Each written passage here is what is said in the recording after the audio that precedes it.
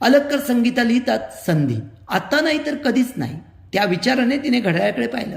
तासांचा टोका निनादला आणि ती घरातून बाहेर पडली. काही वेळाने तिच्या मागे दार हलकेच बंद झालं, कायमचं. बापरे, अलक्कर संगीता, तुमच्या या अलकमध्ये एक वेगळं संगीत आहे, वेदनेचं, व्यथेचं आणि एकटेपणाचं. पण मी म्हणतो तुम्ही कधीतरी उंबरठा ओलांडलाच पाहिजे, हे शिकवणारी अलक आहे. म्हणून या अलकला मानाचा मुजरा. कारण काय असतं, नेहमीच त्या ठिकाणी आधारावर जगण्यापेक्षा, नेहमीच उंबरट्यावरची उस्ती पत्रावर त्या ठिकाणी होण्यापेक्षा, किंवा उंबरट्यावर अडकून आणि अडथळून कोमेजून जाण्यापेक्षा किंवा तिथेच राहण्यापेक्षा आपण कधीतरी एक पुढचं पाऊल टाकायला शिकलं पाहिजे. मला वाटतं जागतिक महिला दिनासाठी ही अलक अगदी उत्तम आहे.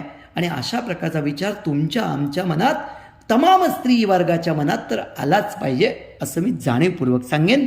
अलक्कर भूषाली ऐकता तुम्ही.